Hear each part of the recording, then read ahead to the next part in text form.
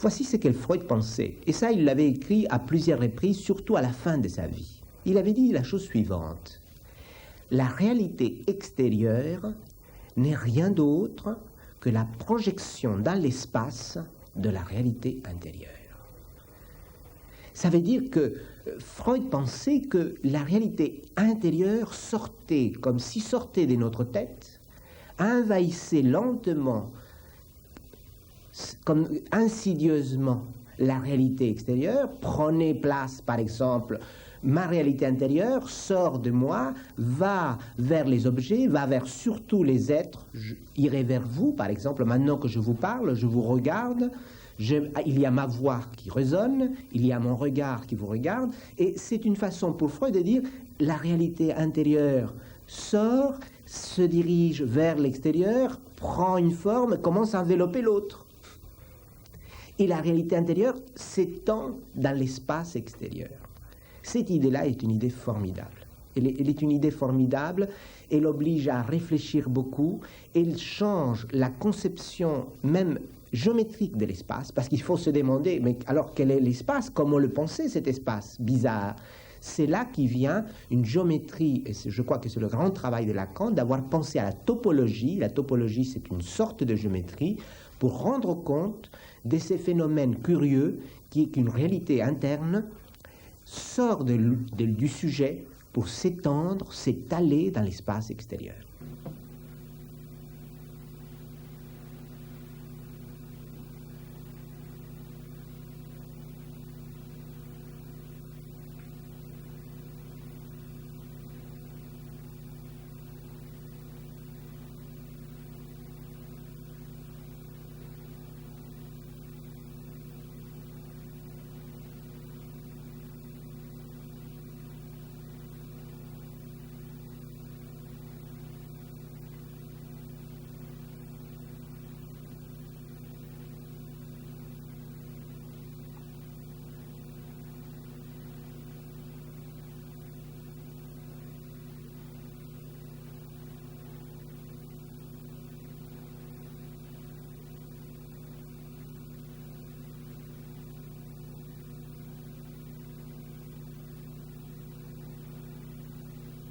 Pour Freud, deux réalités, intérieure, extérieure.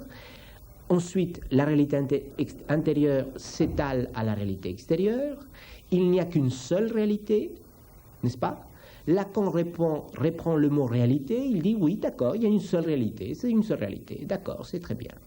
Mais, dit Lacan, il y a en plus le réel. Alors là, on ne comprend plus. Comment?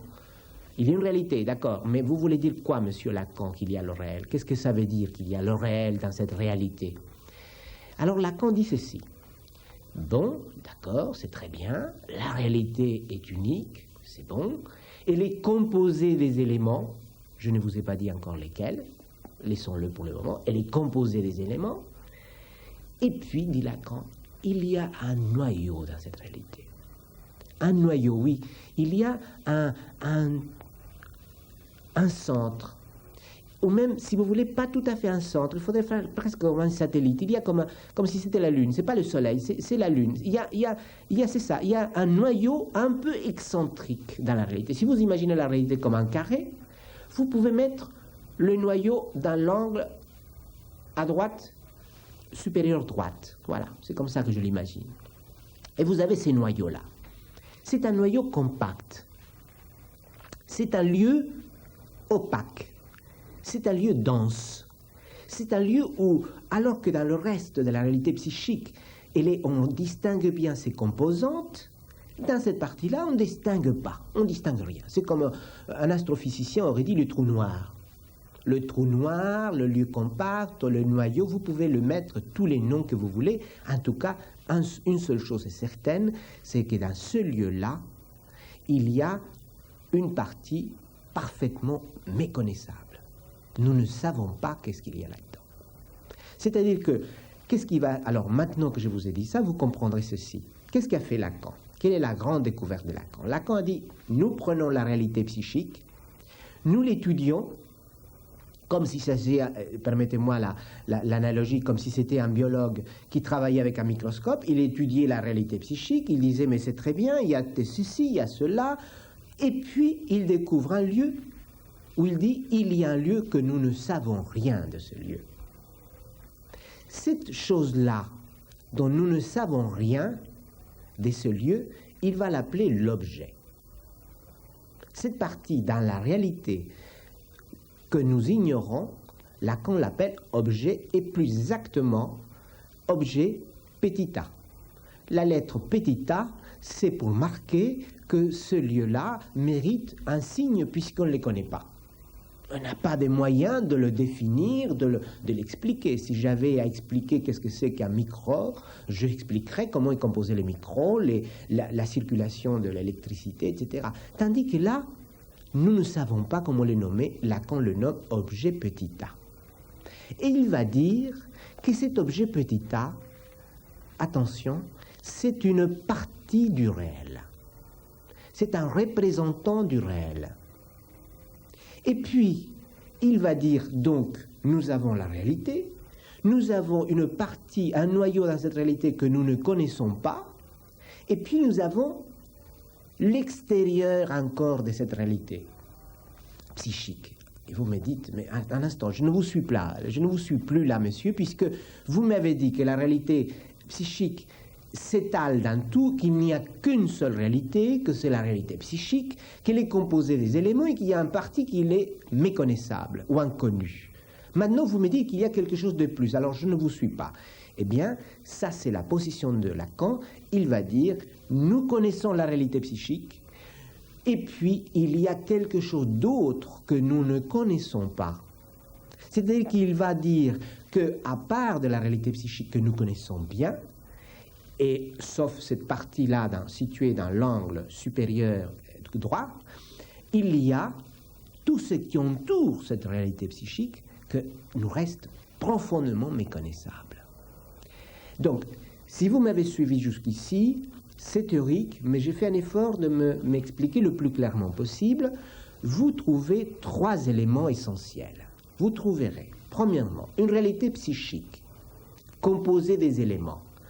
Je vais dire quelques éléments pour que vous ne restiez pas dans ces suspens de la théorie, de l'abstrait. Je vous donne des éléments.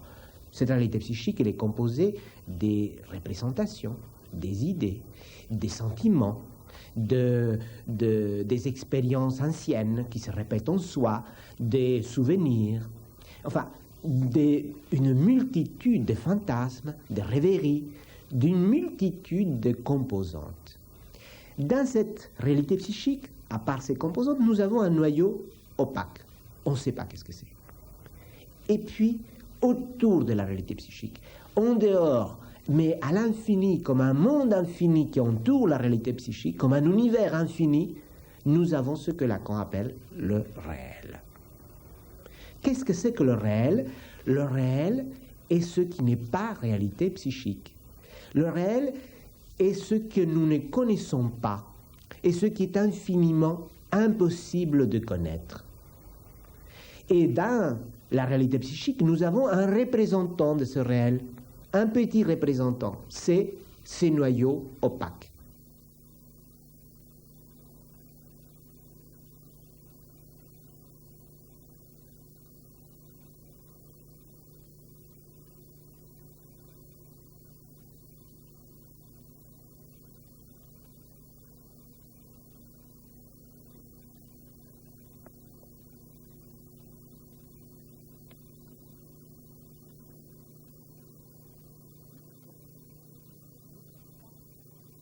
Les psychanalystes ne savent pas la nature de cela, mais on lui donne un nom à ce réel.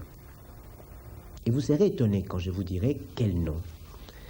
Parce que vous direz, mais c'est curieux, ça va au contraire de tout ce que nous croyons de la psychanalyse. Eh bien, les psychanalystes considèrent que le réel le plus important, c'est-à-dire la chose que nous connaissons le moins, c'est la nature sexuelle de l'individu. C'est ça la chose que nous connaissons le moins. Les psychanalystes déclarent, avouent leur impuissance à connaître réellement, de façon bien formelle, symbolique, avec des calculs, avec des mots, avec des concepts précis, nous avouons notre impuissance à connaître la nature sexuelle d'un être. Mais qu'est-ce que vous voulez dire de dire que nous ne connaissons pas le sexe? Eh bien, je dirais, ne pas connaître le sexe, ça veut dire que nous ne savons pas exactement comment définir, comment situer ce qui en nous est vécu comme, par exemple, cette énergie, cette force qui nous attire, ou au contraire, qui nous répelle, qui nous refuse de l'autre, au niveau sexuel, au niveau de la vie sexuelle. C'est ça.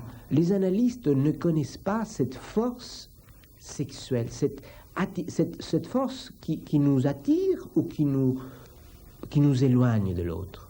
Cette force, nous l'appelons, Freud l'appelait, Lacan l'appelait libido. Et nous pouvons dire que le réel, c'est la non-connaissance de la libido. Ou encore, le réel, si vous voulez deux définitions maintenant. Qu'est-ce que c'est que le réel pour un psychanalyste? Le réel pour un psychanalyste, c'est le sexe inconnaissable. Ou encore, qu'est-ce que c'est que le réel pour un psychanalyste? C'est le sexe ou la libido impossible à connaître.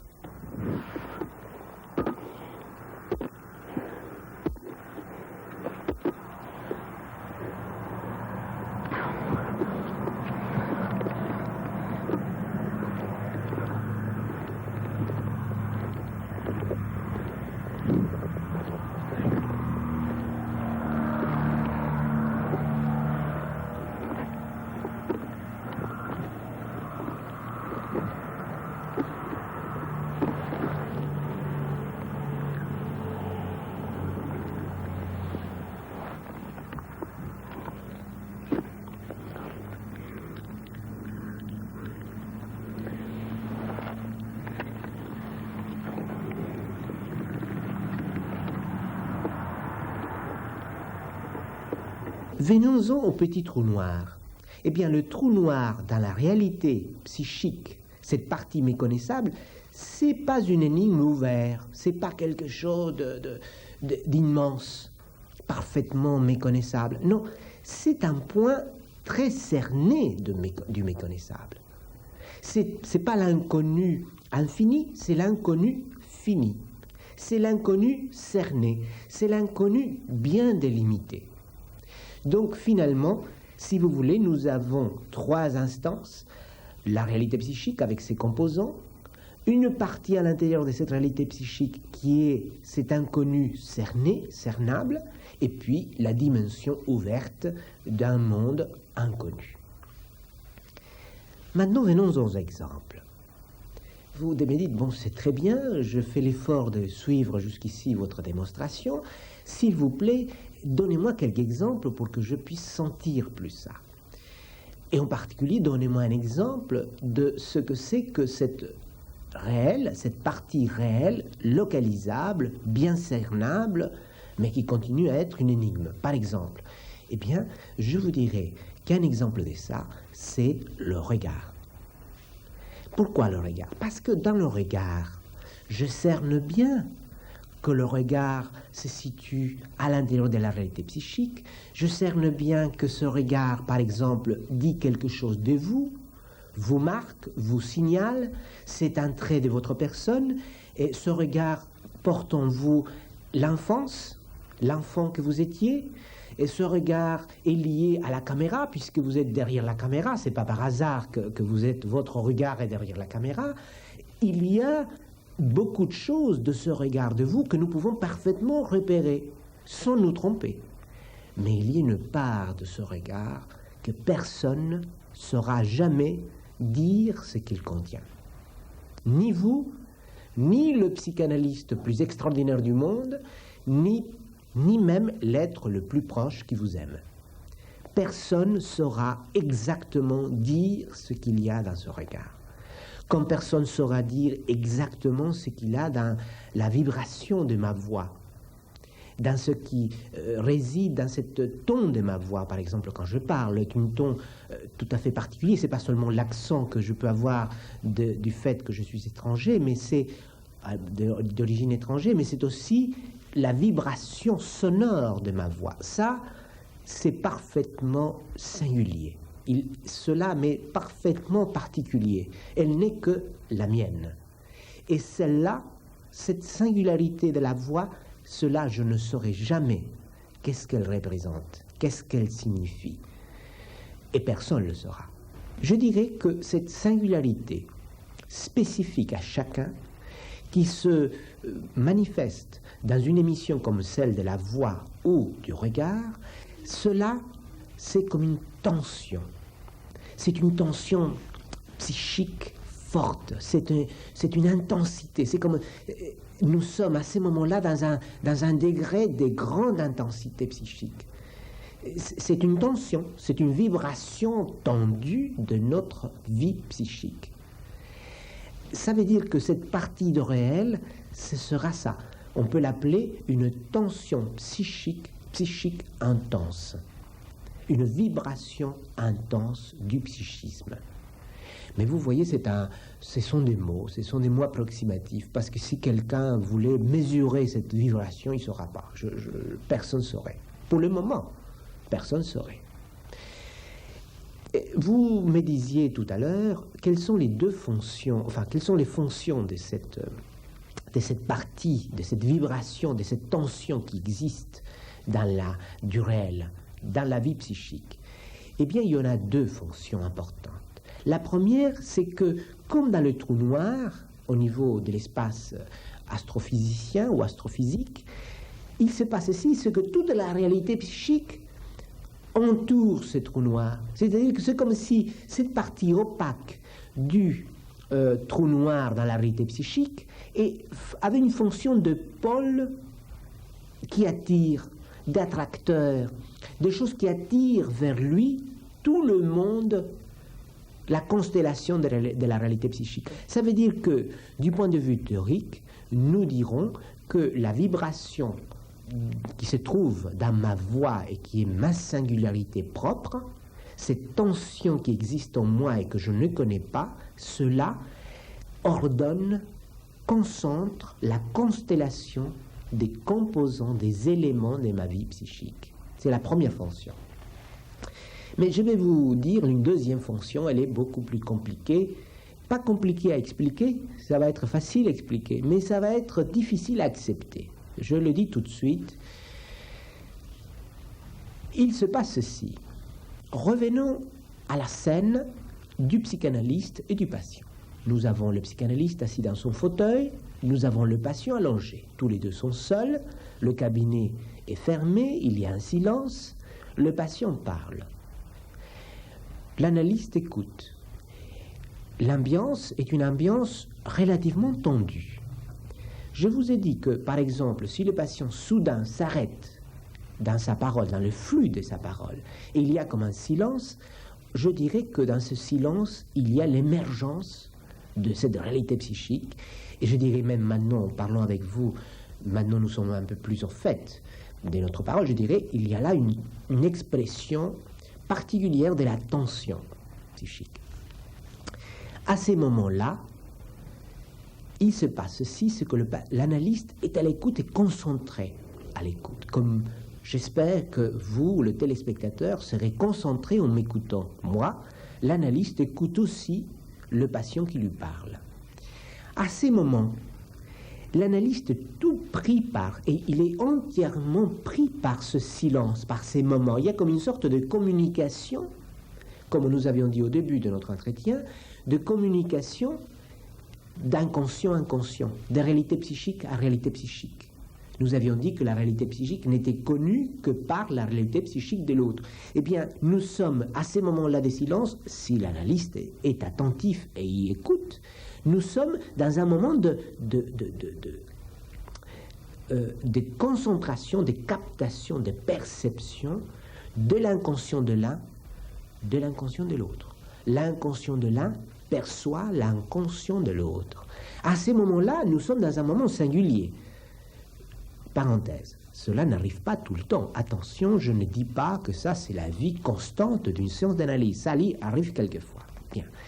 Eh bien, à ces moments-là, où il y a une communication d'inconscient à inconscient, où l'analyste perçoit avec son inconscient l'inconscient de son patient, à ces moments-là, il se passe ceci, c'est que l'analyste est à la place de la tension psychique dont nous parlions à l'instant. Donc la première fonction de ces trous noirs, de cette tension psychique, de ce réel localisable, de ce réel cernable à l'intérieur de la réalité psychique, première fonction, c'est d'être un pôle d'attraction de tous les éléments et d'ordonner cette réalité. Lacan va appeler cela la cause de la réalité psychique. Quelle est la cause de la réalité psychique?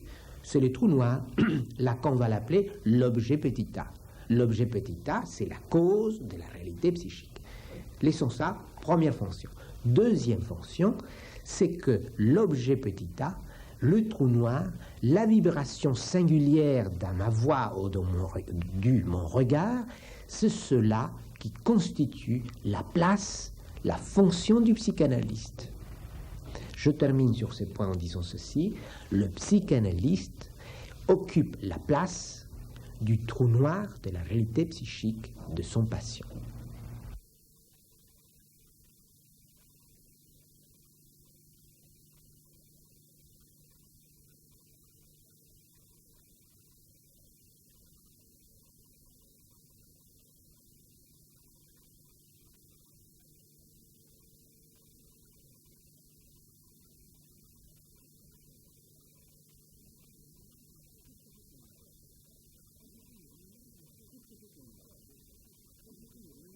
Qu'est-ce que c'est qu'une image?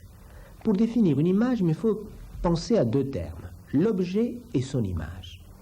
Je dirais qu'une image est la correspondance, point par point, de tous les points de l'objet. Une image est une image de l'objet si cette image correspond point par point à l'objet.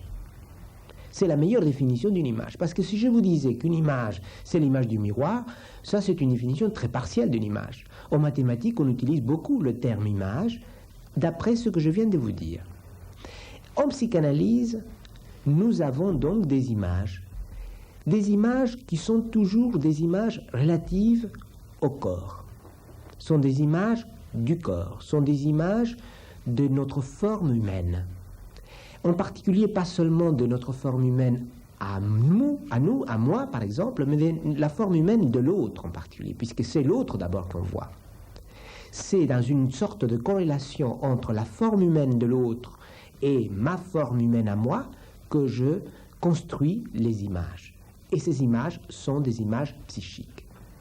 Ces images interviennent dans beaucoup de formations psychiques, n'importe lesquelles, les rêves, et les rêveries, les fantasmes, les souvenirs. Enfin, l'image est un composant très important de toutes ces formations, de toutes ces productions psychiques. Mais cette image ou ces images se caractérisent par une chose que je voudrais tout de suite préciser. C'est que l'image, elle n'est pas l'image consciente. Ce qui nous intéresse, ce sont les images inconscientes, c'est-à-dire que ce sont des formes liées aux objets, aux formes humaines, qui restent inscrites en nous dans notre histoire psychique. Ces images-là sont en nous et sont à la base de beaucoup de ces productions psychiques. Donc il faut bien distinguer l'image que vous pouvez, téléspectateurs, en train de regarder maintenant, c'est une chose, c'est une image dans l'écran. Et puis, vous avez des images qui sont des morceaux, des figures, des contours, des formes que vous avez assimilées, accueillies, reçues progressivement dans votre vie, qui se sont inscrites en vous tout au long de votre existence et qui constituent votre fondement imaginaire. Et c'est avec ce fondement imaginaire que vous développez vos souvenirs et que même vous voyez maintenant la télévision. Puisque si vous voyez maintenant la télévision, vous ne la verrez pas de la même manière que votre voisin qui est en train de voir la même image. Cette image-là, bien qu'elle soit la même, je vais la saisir, la percevoir d'une façon différente d'après mon fondement, d'après cette réserve d'image qui est différente de la réserve d'image de mon voisin.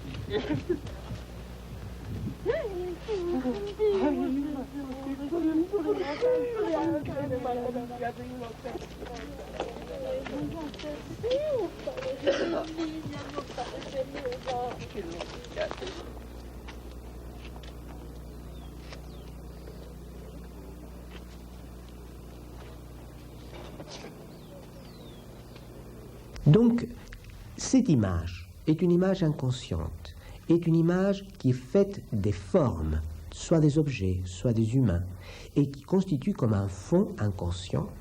Eh bien, il y a quelque chose de particulier à ces images-là. C'est que ces images, ce fond, ont pour particularité le fait de cacher le trou noir dont nous avions parlé tout à l'heure. C'est-à-dire que l'image est ce qui enrobe, enveloppe, couvre, voile le trou noir, la vibration singulière qui est à moi et que je ne saurais pas dire. Exemple, je vous parle là. Voilà, je vous parle avec ma voix. Vous entendez les vibrations dans ma voix. Cette vibration, c'est tout à fait, on peut la mesurer, cette vibration, certes, avec un oscilloscope, par exemple. Mais il y a une part de cette vibration, je vous ai dit, elle est absolument incalculable et non symbolisable. C'est cette partie-là, cette tension-là, qui me représente dans ce que j'ai de plus intime, de plus archaïque en moi, cela, je ne le connais pas. Bien, ça, on l'a dit, vous, j'espère, vous avez accepté jusqu'à là, tout au moins, de me suivre. Eh bien, il y a des images qui cachent cela. Exemple, vous écoutez ma voix, eh bien, vous allez vous laisser leurrer par l'image qui est le fait de que je parle, que j'ouvre la bouche, que j'émets de son, par ce que je dis, par la sonorité habituelle d'une voix.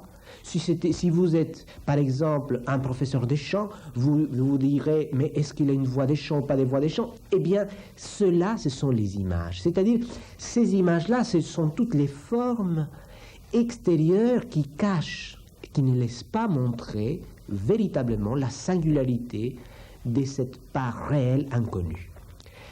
Puisque nous sommes dans le thème du réel, je vous dirai, les images ont pour fonction de cacher le réel.